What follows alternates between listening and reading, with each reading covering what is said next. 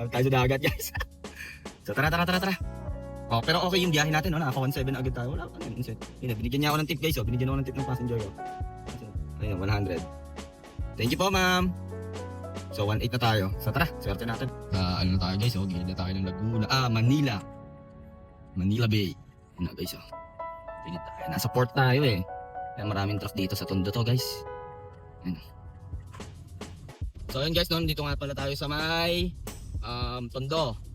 Sa may new port. So yun nga pala, guys, no, kahapon di ako nakabiyahe. Sobrang lakas talaga ng ugong nung nung chikot natin eh. Ayun nga, sabi nila yun daw saka talaga ng Mirage. So yung unit ko nga pala, guys, is Mirage G4 2024. And then nakakaano na ako 60 kilometers ang takbo nito. Tapos June 29, 2024 ko ito kinuha eh. So 1 year, mag-1 year and a half na. So yun, dito sa front side, pangatlong palit ko na. Yun nga eh, medyo awit eh, no, guys. So yun, 2.5 lang, 2.5 ng 2.5. Ganun talaga, kasi yung business natin eh, no. Ito yung puhunan natin, kailangan natin pangalagaan to. Tapos yun, kahapon, imbis na bumiyahe na ako, sabi ko, papakarwas na lang ako. Tapos nagpa-bopping ako, ganun. Wawa naman yung chikot natin, lagi natin ginagamit. Bigyan din natin siya ng reward, no. So may booking na ako, guys, papakita ko sa inyo. Swerte natin, no, ang ganda ng biyahe natin. Pakita ko sa inyo, guys. Kasi ito yung booking natin, no, port area. Sa port area lang to, kakana lang tayo, no, port area. Drop off na ito, guys, oh.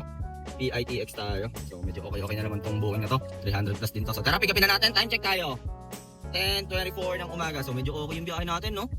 Siguro nakakaano na agad tayo. 45% ng quota natin. Anong oras pa lang? 11 pa lang, guys. Tara, maka 6,000 tayo ngayon, no? Sana. Tsaka makuha natin yung incentives natin. Kailangan natin bumawi sa mga ginastos natin kahapon. So tara, bakbak lang. So papunta na tayo kay passenger, no? Pang 10 na ata natin tong pasahero.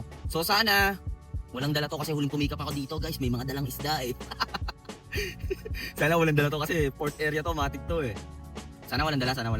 Pero okay lang naman kahit meron, basta yung kasyang-kasya dito sa trunk natin, no? Update ko, Baseco pala pick up natin, guys. Yung passenger natin, no, guys, oh. Nasakay na nila yung gamit sa likod. Di ako pumaba. Hindi tayo si Baseco, eh. Na-drop na natin sila, sir. May mga dala silang gamit.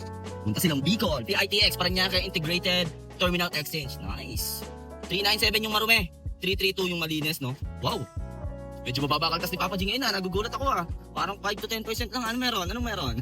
Ay. Di pa ako nag-offline, guys. Nasa momentum ako eh. Gano'n na ba tayo, guys? Tinanatan na motor tayo. Tuwa na tayo, guys. 11:30 pa lang, guys. Time check, 11:30. So update ko kaya pag may booking na ako. Baka makakuha ako dito. Ikot lang ako isa. Yes, ito pa lang yung natakbo natin yun, no? 84 kilometers. So hindi pa ako nag-offline. Bawas na lang kanina ng 1 bar kasi